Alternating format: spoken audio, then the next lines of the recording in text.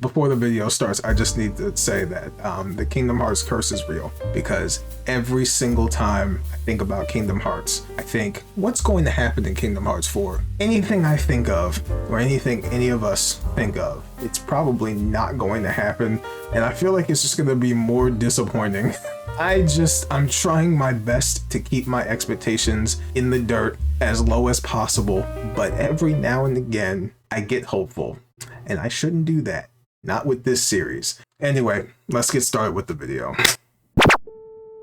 Yo, what's going on? I wanted to talk about Kingdom Hearts real quick. Well, maybe not real quick. This is going to be kind of a rant. I wanted to talk about my own theory about what could happen with Kingdom Hearts 4. And I'm talking about what could happen from like the middle of the game towards the end of the game. All right, I have a prediction, a game theory, okay? Sorry in advance if this ends up being something that you heard on like Reddit somehow. Like, I don't know. Like, I don't look at too many theories on Reddit. I don't watch so many theories on Kingdom Hearts anymore because it's been several years since Kingdom Hearts 4 got announced and we still don't have a game yet. If this sounds like something you heard, I'm sorry. It must be a coincidence. I'm kind of just putting shit together for what I remember about the story and where they last left off, okay? So the story, we all know, Sora's gonna end up in Quadradom because Kingdom Hearts 3, he sacrificed himself to save all his friends several times, so he just can't be in that world anymore. There's rules to the world. The world said, get the heck out of there, okay? Just one-way ticket to Quadradom, right? So I think what's going to happen is the beginning of the game is going to have Sora run into Strelitzia. He's going to run into, oh my God, Lusord, whoever Lusord's going to be when he is recompleted, because he's in that world too. He's the driver of Yozora. He's Yozora's driver in the car, man. He's going to run into some familiar faces, right? But then things are just going to be really whack when he's in Quadradom. Like, the world's going to be different, the rules are going to be different, the enemies are going to be different. He's going to be struggling, okay? When he thinks he's had enough, Riku's going to show up and help him out. Of course he is, right? Game is going to go really well all the way up until the halfway point of the game. You think shit was sweet, and then suddenly shit goes wrong, okay? The story starts picking up, something happens, yada yada, we keep going through it. The Master of Masters, Lushu, the black box, all that shit gets revealed, maybe. And then that's when you hit the part of the game where they try to figure out what to do about Sora and how to get him back to his world. This is what I think is going to happen. Strelitzia and Riku are going to make a plan. This isn't just a normal plan. This is something that they have to bullshit their way through, because they're like, oh, we don't know how this shit works. We're just throwing shit out, right? So that's really what they've been doing for a lot of Kingdom Hearts. They've just been like throwing shit out and praying it works. They're like, let's hope this beats the darkness, because after that, we don't really have much else left. You know what I'm saying? So they find this plan. Maybe they run into Xehanort, younger Xehanort, right? Because Xehanort's probably going to help them out, because Xehanort can never die. He's just stuck being a important character that helps Sora and the rest of the gang out. Like, Nomura can't let him sleep forever. Like, he cannot let this old man die. I don't know what it is. He loves Xehanort a lot, okay? Whatever. Xehanort's cool, so I don't really care that much, but maybe Ericus will show up too, because whatever. Okay, Xehanort helps them out. Xehanort's plan is, well, he doesn't want to go back to the world that he just left, right? Because he's like, I'm done. Let me retire, you know? Xehanort's gonna bring up the suggestion that maybe Riku and Strelitzia form this idea of somehow using Riku as a vessel to transport Sora back into the world that he left, that he got kicked out of for using the power of waking too many times, right? There's a cost to this, okay? And I'll get to why once I explain the rest of how this could work. Strelitzia being really good at magic. I just looked at the wiki. Apparently, Laurium Marluxia said that she was even better at magic than he was. So that's just, what the fuck? Marluxia's really good at magic. If we paid attention to how strong he was in Nobody form, I could only imagine how strong he is in his recompleted form. So if she's stronger than that, holy shit, it's possible that this could work. Now, how would Strelitzia be able to follow them into this portal? Okay, well, she'd be able to follow them because she's connected to the Chirithy that was stuck in the final world. I think that's her Chirithy, because it died when she died, because she got hit with the darknesses. Now you're probably thinking, wait a second, right? How the hell is Strelitzia like even there in Quadradom, right? How does that work? Because when did she get transported? Okay, here's an idea. When she got hit with the main darkness that was possessing Ventus, Vanitas, whatever. When she died and her Chirithy died, I have a feeling that the reason the Chirithy was left over inside the final world is the Chirithy came in clutch and said, you know what? I'm going to use my power to transport you to another world, because Chirithys are basically dream eaters, right? It transported her to a world that doesn't exist, Quadratum, just to keep her safe, right? And because of that, it transported all of her. It didn't just take like her spirit, like Sora, you know, he was technically not really there. He was basically a spirit. Like he just got zapped out and put into the final world to go get sent from there to Quadratum. It just sent her straight there. That was her exception to the rule, right? So she's able to now transport, just go back to the final world, then go back to her world as she should, so she can find her brother and all. And oh my god, Larxene, Elrena, I think that's what her name was. Like, then she could go find her friends, right? She's going to teleport herself back to the Land of Departure, I believe it's called, where Ericus was. She's gonna end up going there by default because her Chirithy's there. So Ventus, Terra, and Aqua are gonna find her, and they're gonna be like, where the fuck did she come from? And then that's gonna have a whole other explanation, because Ventus doesn't know who the fuck he is. He still doesn't remember that shit, as far as we know. Unless he randomly gets his memories back, which is old shit. When he gets his memories back, it's gonna be awful, because he's gonna remember how he sold the entire crew. Hey, yo, never mind. We're not going to talk about Ventus right now, but let's focus on Sora and Riku, okay? Riku and Sora are going to end up in the final world, but as an exchange for using Riku as a vessel to teleport Sora's spirit into the final world, Riku dies. And there's a reason Riku's going to die, okay? Because this is all part of like how the trios sacrifice each other to make sure that their friends are safe, right? Think about how many times Sora and Kairi have died. Both Sora and Kairi have both died maybe like twice, okay? Riku, his first sacrifice was when the demon tide hit him and he was blocking it for Sora, and then he sacrificed his life so Sora could figure out whatever he needed to figure out to come in clutch with the power of waking. But past that point, Riku, he's been possessed by darkness. He's fought against the darkness. He tamed the darkness so that he could become one with it, to get stronger, to become a Keyblade master later. Like this dude's been through it. He's been through it. He deserves being a master of the Keyblade, right? This will be interesting because this will be the second time that he sacrificed himself. Kairi, the first time Kairi dies was Kingdom Hearts 1, when the world was taken by darkness, when Destiny Islands got absorbed by darkness, right?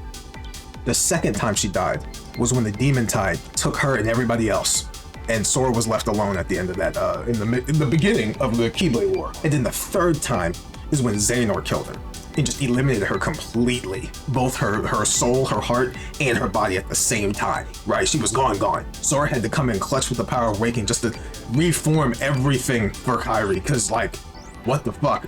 Sora also, I think, has died 3 times technically. All right, here's the first one. Obviously, when he sacrificed himself to turn into the little Shadow Heartless, and then Kairi brought him back, right? But technically, the second time is Chain of Memories, because you gotta really think about what Naminé did to him. Naminé's ability is actually really broken. If anybody remembers what happened to Sora in Chain of Memories, Naminé scrambled his memories up because, you know, Organization 13, their whole plan and everything. But you gotta think about what Naminé did to get him back. Riku and Naminé had the plan of erasing his memories of Chain of Memory so that they could form his memories back. You know, they had to take his brain, kind of remove that shit with Naminé's power in a sense, restructure that shit, put that shit back in his brain and re-download that shit. He was basically brain dead in a tube, sleeping for like 1.5 years. Okay? Meanwhile, his body was trying to reform itself together because you had Roxas doing whatever the fuck. Like, you gotta think about what kind of shit was going on with Sora all at the same time in that 1.5 year time span. So like, Jesus Christ. From what I remember, he doesn't remember anything. He just has the thank Naminé in the journal, right? So I don't think they could tell him anything because that might actually break him down. I think that was why they don't tell him about that, if I remember correctly. That's the second time he died, in a way. Sleep, death, all that. Okay, the third time was obviously Kingdom Hearts 3.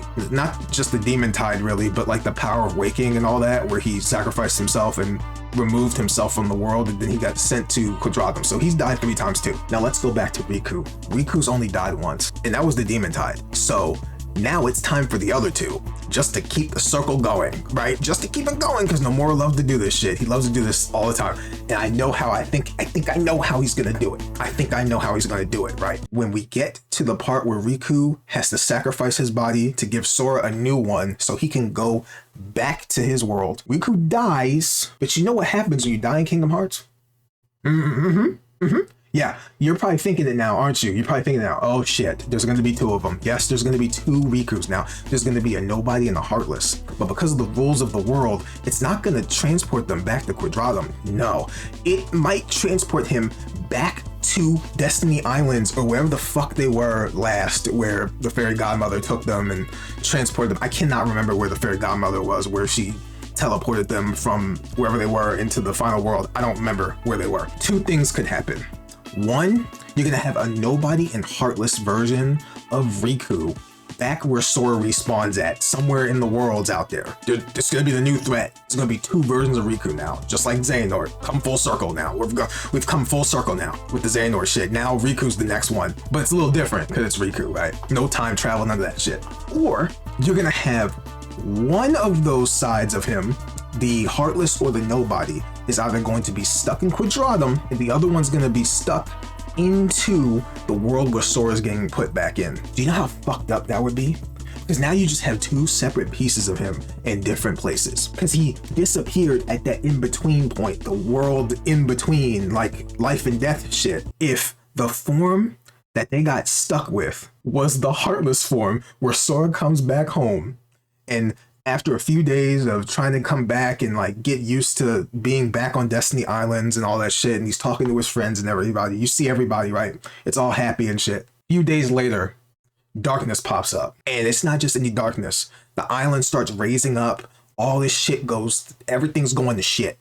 Everybody on the islands is freaking out. They're like, whoa, we've already been through this before. What the fuck is happening, right? And then they look up at the sky. It's the same scene from Kingdom Hearts 1, but it's a little different because the island that's floating, the piece that's floating, where you see a figure walking, is the same one that Sora and Riku used to fight on back in the day. And it's the Heartless or the Nobody form of Riku. And then that's a boss battle. Imagine that being the end of the game, being a boss battle against that version of Riku. And they don't have a name to it, there's nothing. It's just a question mark, but you know who it is. And it starts whooping your ass. So this boss battle is going to be impossible. You're going to be fighting it, but then its health is going to keep coming back. Imagine, it's just going to act like none of this shit matters. Like, it's too powerful. Because this is Riku we're talking about. Like, you know how in tune with darkness Riku was? He was better than Xehanort. Low-key, this is not good. This is worst case scenario. This boss battle goes crazy. And you end up losing, right? There's a whole cutscene, you lose. And you know what? He leaves.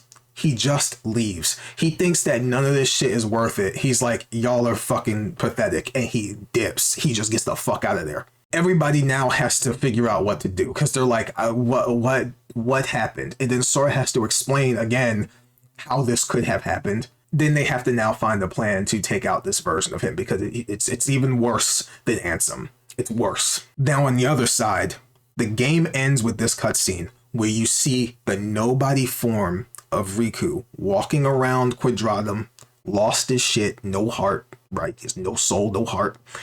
And you know who runs into him? Lucio and the Master of fucking Masters with the black box and everything. If they don't tell you what the black box is throughout this game, they better. And then the Master of Masters introduces himself. We get his name finally. Maybe we get to see underneath the hood. And that's where the game ends because he's going to recruit him into the Foretellers, the extra Foreteller, just like Xion was supposed to be the extra member of Organization 13. Number 14, it's over.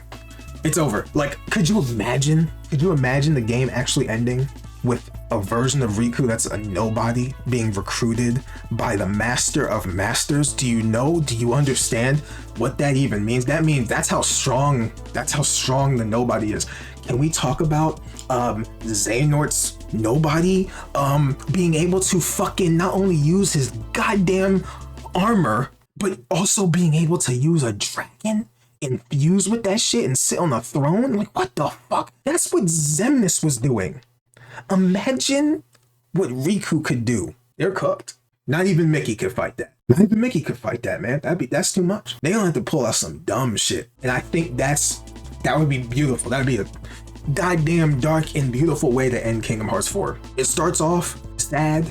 It begins to be hopeful. It gets to that one point where you think everything's going really well, and then it just goes to shit. Because Kingdom Hearts, if you noticed, every single ending of Kingdom Hearts has been some kind of depressing. Like, the ending of these games always had this hopeful little note to it, but like, what the fuck? No, like, everybody's still separated, or no, everybody died. Like, this never ends well. This could be one of the last endings where everything goes to shit before things start to get better. All right? And then I don't know what's gonna happen in Kingdom Hearts 5, 6, whatever. I don't know. We're not there. We're not even close to there. But that's my theory about what's going to happen with Kingdom Hearts 4 story-wise when it comes to Riku and Sora and the rest of the squad. Like, I know it's really copy and paste of what happened with Xehanort, but it would make sense for Riku to go through the same amount of sacrifices and deaths that Sora and Kairi have both been through, because they're all connected. It would also make sense because the Birth by Sleep trio gave the right to use a Keyblade and pass that shit on to Sora, Kairi, and Riku. Like, it would make sense. It would just be like they're connected by going through similar things because of those pendants that Aqua made, and also a combination of them passing on their legacies to the new generation. Like, it would be like, what the fuck? They're just cursed. It's like Jujutsu Kaisen. They're just cursing each other over and over and over again. It just doesn't end like this. But that's it. That's it for my video talking about this shit, man. Like, leave your theories in the comments below. What do you think about this? Does that make sense? I hope it does. If you enjoyed any of this video, give it a thumbs up, comment down below, subscribe to the channel for other content like this, or watch other videos on my channel before you subscribe. I don't know. I'll see you next time. Take care of yourselves. Peace.